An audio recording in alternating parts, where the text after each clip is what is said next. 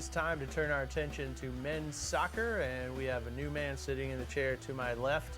After a long, exhaustive search to find a new head coach, we found out we already had the guy who should lead this program, Kevin Langan. Back for your fourth year at Charlotte, but first time as the manager of this club. Welcome to the head coach's chair. I'm sure it's been a fun, short off season for you guys, as late as you played last year. Yeah. Let's dive into last year just a second, and we introduced two of our seniors here, Isaac Cowron and Donnie Smith, two of the guys, actually a midfielder and a forward, so we got some guys up front. 21 career goals between the two of them, if my math is correct. Let's go back to last year.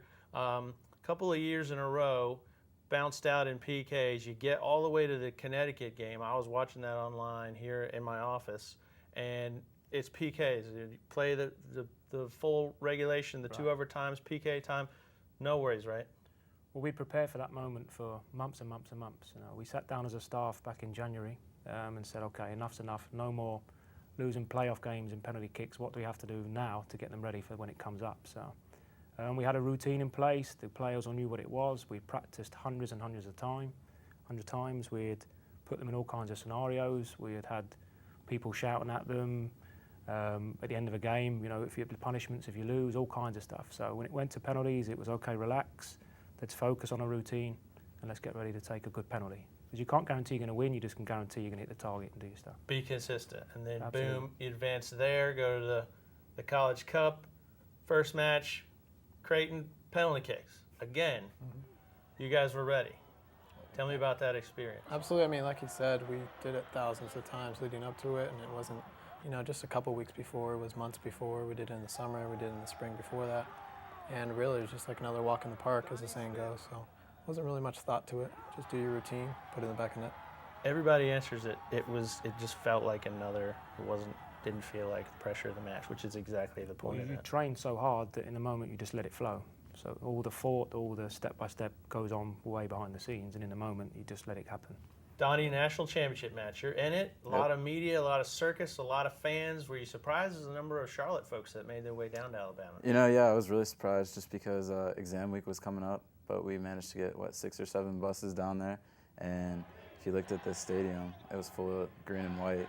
Didn't see much Carolina blue. And it was just honestly the most humbling experience I've ever been a part of.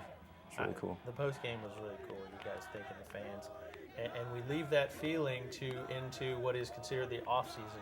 I'm going to tell you, I've been in college athletics for 15 years. I have never in my life seen a team work that hard out of season as these guys did.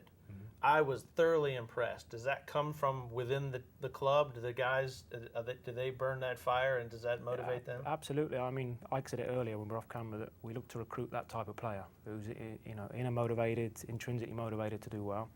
We go through the goals we set as a team and as individuals, and they say what it is, and it's our job to hold them accountable. So if these guys want to go and get drafted, or we want to get back to where we were, then we've got to work real hard in the moment. So it comes from within the group as well. They push each other as well. So. Who are the ringleaders of all that hard work? Is it the senior class, or to a man, everybody wants to be better? I'd say, yeah, senior class if it takes the reins with it.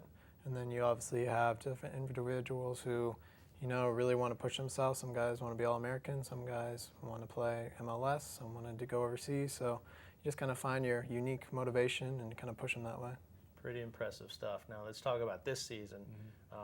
To get back to that level, there are a whole lot of hurdles along the way. Each goal has to be met. As we look at the schedule for this season, some pretty good teams on there. We had a lot of tournament teams on your schedule this year. You'll be tested early. Yeah, I mean, first and foremost, that national championship game, we don't even talk about that. Sure. That's a dream that's so far in the distance that it doesn't even come into our being at all. So, but going to the schedule, you know, we've got 2 real good, challenging exhibition games. And then if you look at our out-of-conference schedule, we have 6 teams who were in the tournament last year. So, and that's what we do here. We always go after the best, want to play the best, and try and keep our RPI high. Hopefully you've got to go on and do well in those games, obviously, first. But no, we're excited. There's a lot of challenging, good, tough college games ahead, so we're excited. And then when we get to the conference, obviously there's where the familiarity comes in. Last year in the A10, you guys are going to lead that charge. The tournament is back here at Transamerica Field. So senior day won't be your last home match. Most likely to keep playing into that next week. Your thoughts, Isaac, on the tournament being here again? Just kind of worked out to be a dream come true. Because I mean, your senior year, you want to be here at home in front of your own fans, and you want to be able to kiss and raise that trophy above your head, in front of your family and friends and teammates and all that. So. And speaking, I know I asked you, Donnie, about the fans in Alabama. Yeah. How about that crowd that shows up at this place? It's unbelievable. You know, this place is rocking. I know Ike's been talking to a lot of the fans, working on different surprises we have in store. Uh-oh. So it's going to be real cool this upcoming season. Yes. A lot of different surprises. Well, the atmosphere in the tournament was outstanding, and I'm hoping that will translate into this regular season, because you got quite a few matches here at home that will need those guys for some energy come September, October. Come out and support us. Yeah. Good luck. Thank you. Here in this last run through the A10, and best of health to you guys, and hopefully we'll see you playing well back into December again. That should be fun. Hopefully. Sounds like a plan. Head coach Kevin Langen and two of our seniors, Isaac Karn and Donnie Smith. Thanks, guys, for visiting with us. We have got a lot of matches coming up. To keep up with the guys, you can follow us on the website, www.charlotte49ers.com, and we'll see you out at Transamerica Field this season. Go Niners.